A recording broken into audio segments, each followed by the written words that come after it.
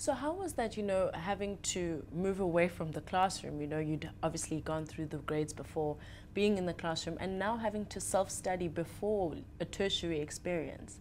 Well, I mean, first of all, I was devastated to be taken away from my sort of school life in my final matric year, because there are lots of school events and things that you can do for the last time. So that was very frustrating, very devastating, and I managed to work on my own through textbooks. I mean, the textbooks and the notes that I copied were all very comprehensive, and I could understand them easily. But then also I had a good support network.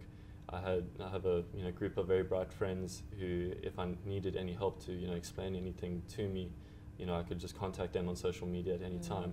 And then also my teachers were very supportive and told me, if you need to catch up any work or any section that you don't understand, then we can teach that to you. And even my Afrikaans teacher offered to come to my home and teach it to me, which was really nice. I mean, it sounds like you had a great support system. Yes, no, definitely. So now that you've found out and you've had back-to-back interviews, how was that whole feeling being planning for the next thing? What's the next move for you? I'm going to be studying medicine at UCT, and it's definitely something that's been inspired by what happened at the beginning of last year. I realized going into hospital that one day I want to be a doctor so that I can help treat patients, and maybe even with similar syndromes and illnesses that I suffered from.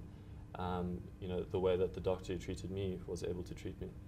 So it will be medicine next year? Yes. Next year, and that's exciting. So neurology is kind of where your interests are lying. Yes, I mean, I'll see where medicine takes me, but at the moment I definitely have an interest in neurology after seeing a neurologist, who diagnosed me with my disorder, and I did a lot of research into it.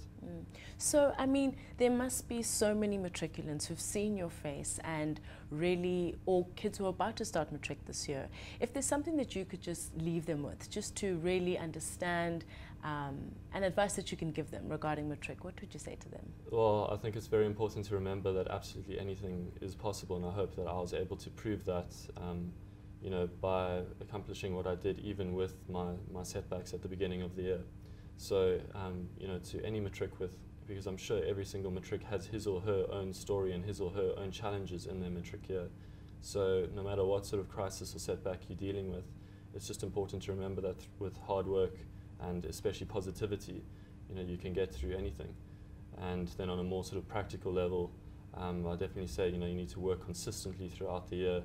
And what I did was work through as many as 6 or 7 past exam papers before I wrote every single exam. And I think that really helped me in the end. Fantastic, Andrew. Thank you so much for joining us, and we wish you well in your future studies. Thank you very much. Cool.